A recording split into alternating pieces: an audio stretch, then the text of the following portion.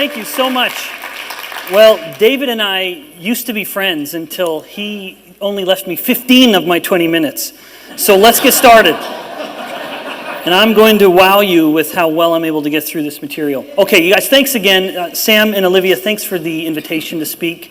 Indeed, I'm delighted to cover this topic, discussing weight loss drugs. This is a topic that I have kept close watch on since the beginning. My dissertation work was in a lab at a medical school in the US where some of the earliest gastric bypass procedures were performed. And now you may be wondering, what does that have to do with these new GLP-1 injectable drugs? You'll find out. All right, now just to set the stage, and lest you wonder why a scientist may devote his career to understanding insulin resistance and its origins in the fat cell, because I very much have a fat-first focus of insulin resistance and its etiology. But in short of that, and that would be mostly the topic from last year, just as a reminder from last year, fat cells and their aberrant growth are generally the cause of insulin resistance in a progressive chronic form. Yes, there are acute stimuli that cause insulin resistance, but usually if it is a gradual, decades-long process, we have to scrutinize the growth of the fat cell, specifically the hypertrophy of the fat cell. Does that sound a little familiar? This idea that as someone's gaining fat, they can be getting fatter through two different processes. Although they may look the same, although it won't feel the same as a tangent, but someone can be getting fat through hypertrophy, which is when each individual fat cell is expanding substantially, or they can be getting fatter through hyperplasia, where the size of the fat cell is still quite modest, but the fat cells are multiplying. Fat cells are insulin sensitive in healthy cells, even if a body has too many of them. So, thus, the strategy for improving insulin resistance that has been settling in over the years must ask the question, what is the best way to shrink fat cells? This is a more precise view, rather than just say, I need to lose weight. Yes, weight loss, fat loss will be a consequence of this, but to be a little more precise, we need to shrink the fat cells. The reason that distinction is important, what we're going to talk about is not the same as something as simple and blunt as liposuction. Liposuction is a loss of fat, but why do those people not have any improvement in insulin resistance whatsoever? Because they don't. It's because you've not shrunk the fat cells. So it's not the number of fat cells per se, it's the size of each fat cell. It's not the mass of fat, it's the size of the fat cells. I'm taking too long. All right, so how do you shrink fat cells? There are two ways that will work. Restricting insulin, or lowering insulin rather, or restricting calories. Both of those will work in shrinking fat cells. And to address both of these, I wanted to submit to you that there are two effective strategies to do so. Now, to be perfectly clear, I believe there's an order to these, and in another version of this talk that would have been much longer, I would suggest a strategy of placing these in order. But nevertheless, I want you to know any strategy that will lower insulin will shrink fat cells. A strategy that will cut calories will shrink fat cells. But there are consequences to cutting calories and not addressing the insulin, and that is, in particular, profound hunger. But these are the two strategies that I believe are the most effective and simplest ways to shrink fat cells. So controlling carbs to address the insulin, and then a structured fasting structure to address the calories. Because yes, calories matter, but they should not be the thing you start or even focus on at all. Calories will take care of themselves, and that's, I think, the best way done through structured fasts, if needed at all. Now, the best way to address these two items is through changing dietary habits. That's what I mean to convey here with this message. But that's not easy. In fact, you have gone through some wonderful talks, even today, let alone before this day, of talking about addictions. When you start to broach the topic of changing dietary habits, in the best of situations, you're talking about deep-seated habits. And in the most complicated of situations, you're talking about addiction. In all of its myriad forms, some people are even addicted to just feeling full. No matter what they're putting in their mouth, they just want to feel full all the time and are uncomfortable if they're not. So, nevertheless, and unfortunately, of course, the one type of food humans appear to have an addiction for is something that has a refined starch or sugar in it. However, diet is hard. Dietary changes are hard, whether it's through habits or addictions. Thus, there's an opportunity for a venture to step in and say, well, don't worry about changing your diet. We'll take care of that with this pill or this injectable. Let's talk about the injectables specifically. The mandate that I was given by Sam was just to discuss weight loss drugs. Well, there are a lot of weight loss drugs, and there's a fascinating history of all of them, but that would be a topic for an entire semester. So let's talk about the ones that are the sexiest at the moment, which are drugs that mimic the incretins.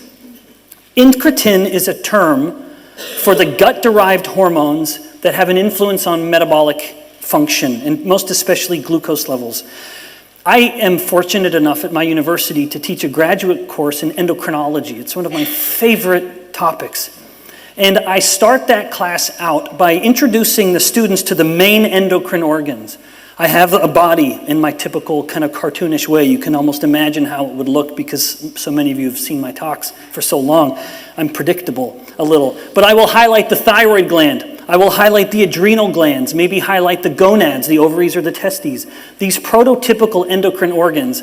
And then I reveal to them that actually the brain is also an endocrine organ. The heart is an endocrine organ. The bones, the muscle, and yes, even the intestines. So the incretins are a small class of hormones that are coming from the gut that will have some influence on blood glucose levels and everything that follows that.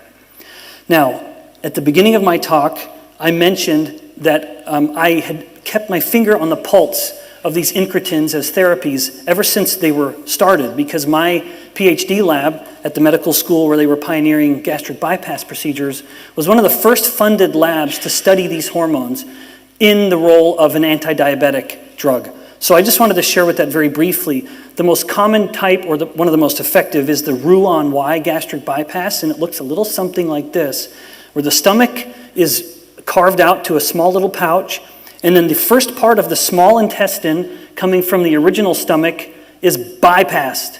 And now a later part of the duodenum or the jejunum is now come up and attached. There'd be a stitch line right there. So what we're doing is bypassing the duodenum, and all of this food stuff is now being pushed further down more distally into the small intestine, thereby interacting with some very powerful endocrine cells that produce things like GLP-1. But I'm getting a little ahead of myself. So we know after gastric bypass, there is a profound and immediate reversal of type 2 diabetes. Even though the person is still morbidly obese, we've done something to uncouple. Now, there are a lot of confounding variables there, including they just stop eating for a long time, and ergo, maybe one of the best ways to quickly reverse diabetes in an obese person is to have them stop eating too, but that's too logical for some, so there must be some other mechanism. There must be some other mechanism to explain it. Regardless, though, this shows the profound improvement in HOMA, a marker of insulin resistance. That led, of course, to biomedical clinicians and scientists to wonder at the origin of it, because, of course, it can't be as simple as just not eating. There must be some more complicated mechanism. And for better or worse, they found one in the incretins, because when they found that among the dozens of hormones, one of them really appeared to reign supreme. And the difference in GLP-1 levels in the blood of someone post-gastric bypass compared to pre-surgery is enormous. This is what, in fact, it looks like. You can't even see it because of some color kind of dilution here. This was the line of a GLP-1 response in the obese diabetic patient with a mixed meal consumption. Fat is a very powerful inducer of GLP-1. So just to be really clear, GLP-1 is a hormone that we're making all the time, just so we know. All right, so this is the person's production. Post-bypass, holy smokes, not even close. So there was a profound effect. We knew this was happening before we even called it GLP-1. We knew that there was a significant change in this among many other hormones. Now, this was taken advantage of. Of course, I don't mean to say that even in a negative way. That's part of the process of discovering drugs. But looking at this profound effect led to the isolation of GLP-1 and other hormones, which then gave rise to the glutides. Now, I deliberately have just the suffix on there because all of this class of drug is going to have something then glutide, liraglutide, or most commonly nowadays semaglutide. And then semaglutide is the main molecule that you find in the most popular weight loss drugs probably to ever be on the planet, Wegovy and Ozempic. I'm not naming them by name in the talk because I didn't even want to narrow it down. Whatever the drug is going to be called in a trade or in sales or in the clinic, it's a something glutide, with semaglutide being the most common. Now, when these drugs first came out, I was actually somewhat in favor of them, or I appreciated them, because they were used at very low doses.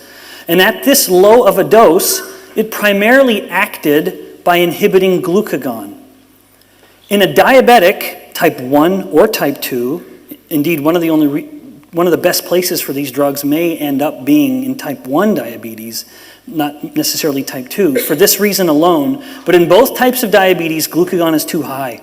Insulin is either insufficient or not working well enough because of insulin resistance for insulin to inhibit the glucagon. This is a topic I've never discussed much in a formal talk. And it's so big that I worry that I'm leading you to even more questions than I'm helping at the moment. But suffice it to say, glucagon is too high in a diabetic, and it is insulin's opposite. It is the yang to the yin. Whereas insulin is seeking to constantly push glucose levels down, glucagon is among the small army of hormones that is trying to bring the glucose up. But just to make that clear, insulin is so good at doing that, it takes 5 or 6 hormones to do this. Glucagon being one of them, and a powerful one at that. So at this lower dose, these glutides, like semaglutide, were found to primarily just inhibit glucagon, thereby very effectively bringing down blood glucose. Thus, it was an anti-diabetic. However, even at that relatively lower dose, it was found that people just happened to be losing weight. And with a little bit of scrutiny and investigation, it appeared to be they were losing weight in part because they just weren't as hungry as they were before. That phenomenon of the intestines slowing down the peristalsis, slowing down the movement of food, at every process from stomach all the way to anus, everything was slowed down just a little, just a titch, but it was sufficient to help appetite control. That's not a bad thing. Not a bad thing at all. However, that has been taken advantage of, where that effect of reducing hunger now became the point of the drug. What was once originally a drug to inhibit glucagon, to correct glucose, then became, at multiples of the dose of the exact same molecule, was an opportunity to create a new patent, which was done. Same molecule, different dose, that's all it takes to create a new patent entirely. And that gave rise to a new class of drug. What was once an anti-diabetic drug now became an anti-obesity drug. But this is the main mechanism of action for weight loss with these GLP-1 injectable drugs. It is, you slow the intestines down enough that they don't feel as hungry. But just as a brief aside, and me really running up to my final minutes, as a brief aside, the food stays in the intestines so long that it affects surgeries, where typically if someone goes under general anesthesia, they will have the person fast to ensure the stomach is empty, lest they vomit it up as a result of the anesthetic. And they would find that if someone was on these injectables, even 24 hours later, the stomach was still filled with food. Of course, by that point, it's starting to get a little putrid.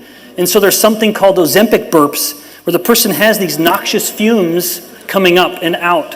They're burping, they're breathing, and it's a stinky rot because the food is not moving. In fact, if someone decides to take the drug too far, or they're particularly sensitive to this effect, as the drug begins to work less and less, the patient may be tempted to double inject, and that can give rise to full-on paralysis, where the intestines stop moving. Now their ability to eat is compromised, thus they're fed through infusions directly, and even their ability to defecate is lost, and thus you may need to replumb the intestines and have things come out a different way. That's quite a consequence. At the same time, this method of weight loss, and I am reluctant, it's unfortunate that some of you may think I'm just universally opposed to these drugs. As I hopefully mentioned or made clear, I wasn't originally, but the way they're being used now, it's hard for me to have any support for them when it comes to obesity and diabetes at these doses. This paper found that up to 40% of the weight that was lost was not fat mass. thus appeared to be some mix of lean. And lean mass encompasses a lot of things here, but that is relevant. If this was weight loss in a young 20-year-old, we would say, well, that's fine, it's worth it. They can gain that lean mass back through proper nutrition and exercise. What if we're talking about a 70-year-old woman who's now on this? There is no chance she will ever recover that muscle and that bone, but that matters because in the likely event the patient stops taking the drug, some mass will come back exceptionally quickly. Because of the resolution, it's hard to see the top line. Now, some people, being very, very favorable, giving the drug as much credit as they can, will say, even with the cessation of the drug over time on this axis, the weight they gain back, they'll say, but it's still about 10 pounds, 5-6 kilos less than it was before. Firstly, what would have happened if they would have continued, right? For all we know, this trend would continue up, thus narrowing that gap even more. But even still, as we mind the gap, not all of it would get, even if they kept that difference, one of those two one of the two masses has returned very, very well. One won't. So in as much as 40% of the weight they've lost was coming from lean mass, it's extremely unlikely they're really going to get any substantial lean mass back. So it's very realistic to conclude that even though they're 10 pounds lighter, less than they were here, they're probably as a percent fatter than they were before they ever started. What is making up the body is likely more fat than before. And that matters because even here in the UK, oh, you can't see that at all.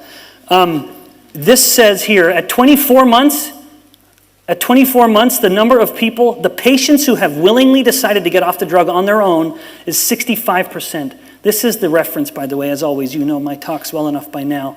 I want to be able to defend everything I say in the court of law. So that's my defense on that statement there. So at 24 months, 65% of all patients who got on these drugs chose to get off of them, either through cost or just discomfort.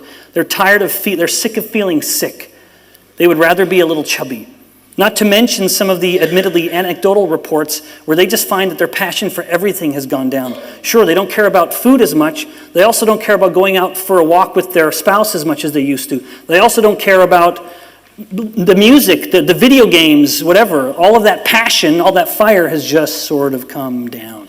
They're not necessarily depressed, but they appear to be increasingly apathetic.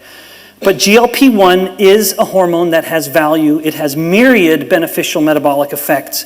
It just needs to be taken, for the sake of time, just forget about this part. People say, well, it must just be calories. It can't be insulin because GLP-1 agonists spike insulin. No, they don't. Even Arne Ostrup, who was a famous scientist and a wonderful man, he published reports on GLP-1 years ago, finding that in humans there was no insulin spike from these whatsoever. And this is a paper that highlights that too. So one other point, Sam, I'm sorry. I'm already out of time. One other point. You know what? No, I can't. Well, maybe I'll come back to this in the Q&A. Someone asked me about fat cells.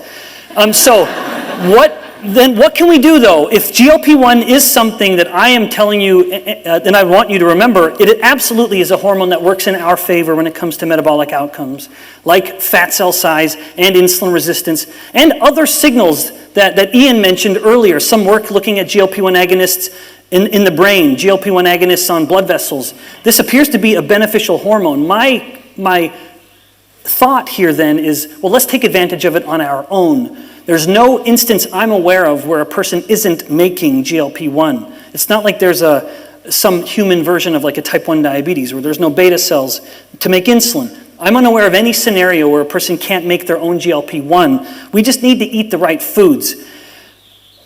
In addition to macronutrients, because macros matter most, and it's almost predictable the effect they have. Certain carbohydrates will have little to no effect. Protein has a substantial effect. Saturated fats have a substantial effect on increasing GLP-1, but so too do some non-nutritive sources, and I just feel compelled to mention them.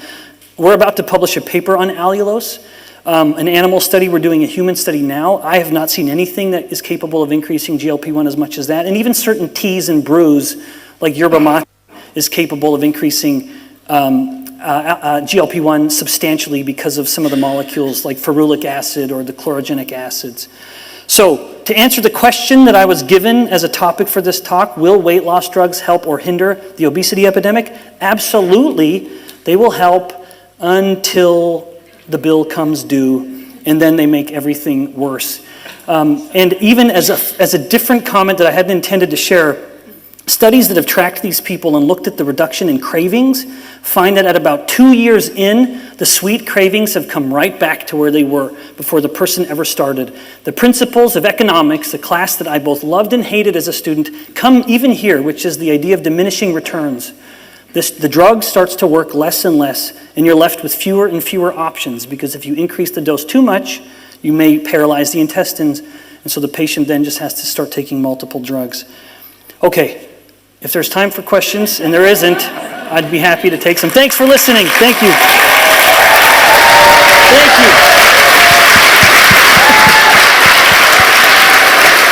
Thanks so much. Thank you. Thank you. Thank you. Thank you so much. However much round of applause I still want to give Ben, that's eating into the questions time. So you're cutting into my time. Right, so ground rules, okay? We've got 3 questions that we can do, because I know there's going to be quite long answers. No more. Come on, I'll be short. I'll be short. It doesn't have to be a long answer. The shorter you are, the more questions we can fit in. No more than 30 seconds for your question. Okay, otherwise I will cut you off. Even half. It has to be a question. There you go. No background, just question. Adrian, you had your hand up. Yeah, and remember, I'm not a clinician. I'll abide by the rules. I want to ask about fat cells. Yes, okay, great. Thank you. Thank you. In fact, I have a slide on that. So, yeah, one of the interesting effects with these drugs, I think I passed it. We know that they improve insulin sensitivity. No, I know, but I'm just finding it up. Yeah, I'll bring it right back up. Anyway. So you recall from earlier conversations that if a person has small fat cells, they will be more insulin sensitive. There are entire anti-diabetic drugs called the PPAR gamma activators, or the thiazolidinediones, who resolve type 2 diabetes by actually stimulating the growth of new fat cells. So the person has this metabolic paradox of both getting fatter while becoming less diabetic, or their insulin sensitivity is getting better.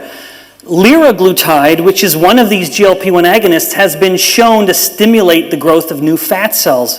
So one of the consequences of these drugs then directly is having this TZD-like effect of telling the fat cells to multiply, saying, hey, you're carrying too big of a metabolic burden, each of you alone, so let's have some friends come help you.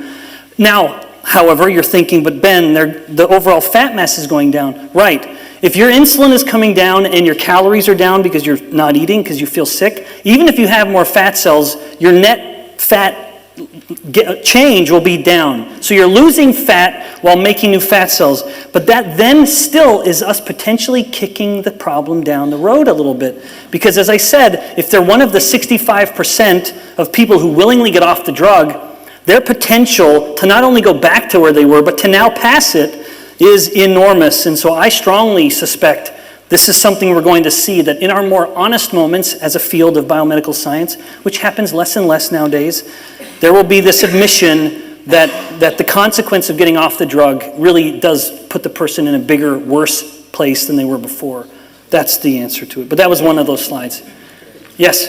Or I shouldn't actually, Sam, you say who to... Hello? Hi. I've got the mic. Hang on. Okay. Hi, Ben. Thank you for everything you do. How far away are we from a continuous insulin monitor? Because in your books, you say we're tracking glucose, and that's long after the horse has bolted. Yeah. And that's a bit, depressing, but is it on the horizon? Yeah. It's very much, insulin is the canary in the coal mine metabolically. It is the early signal that warns us something is wrong. And as you say, glucose is a late signal. The problem with insulin is that it's a hormone. What we will begin to see, and we kind of are already, where we have a continuous glucose monitor, we have the ability to then mimic that same technology to measure every easily combustible nutrient. Thus, we have ketone monitors, easy. We have lactate monitors, easy. That's all easy science because it's literally building on the same idea. You take in the nutrient, you break it, and you measure the kind of redox change as a current, giving us a number that can be microscopically shrunk. So we will soon eventually probably have monitors that include all of those. But the moment you start talking about a hormone, you've changed the game. It is vastly more complicated to measure a hormone. Even being generous, I'd say we're 10 years out from that. But once it happens to one hormone, all the rest will follow. Once you've gotten one peptide measured like that, you'll have a monitor that is not only measuring insulin, but also glucagon and other related peptide, GLP-1, all of those will be able to be worked together. I suspect the first way this will happen will be a small kind of blood capillary tube that you put into a small little device, maybe at home, and then that will be able to run the assay and tell you some numbers. But by the time it's shrunk to this, easily a decade. There are just so many technical hurdles to overcome to get a hormone, especially insulin, which is at picomole concentrations. I mean, just to put it in perspective, these counter-insulin hormones, not only is insulin at picomolar concentrations, while they're all much, much higher, it's 10 or 100 times higher, it is so effective at doing what it wants to do that it takes an army of hormones, many of which are 100 to 1,000 times higher in concentration. Insulin is just that powerful. But all the more reason to get it measured. Ben, we've heard a lot about the microbiome and the carnivore diet. What's your comments on the use now of akkermansia? Yeah, I will answer that with a high degree of caution, but I would also add that every single person you hear who invokes the microbiome should also be speaking with the same caution with which I am currently using, which is the microbiome appears to be extremely important. How it is important is difficult to know. How to take advantage of the changes in the microbiome is also very difficult to know. So we're basically squaring or cubing the complications here. But what I'm very comfortable saying is the microbiome appears to matter enormously, but we just don't really know how it matters. But akkermansia and any of the other number of probiotics, some of them appear to be helpful. I know with regards to insulin resistance that giving people fermented foods as one thing alone can be profoundly helpful, probably for two reasons. One, the bacteria, that some of which may survive the trip to the intestine. And two, when you fermented something, you're getting short-chain fats, which are very rare in our diet nowadays of everything being packaged and preserved and refrigerated. So the changes of the microbiome on the carnivore diet, I think it is fruitless to worry about how the microbiome may be affected because it doesn't matter what you do, you're changing your microbiome. That's one of the reasons why I'm so indifferent. While appreciating its relevance, I also think, yeah, but it's impossible to really get a firm grasp. My daughter and I are here in London now. We've been drinking London water and eating London foods for the past 4 or 5 days. I guarantee our microbiome is different than it was a week ago. Guaranteed.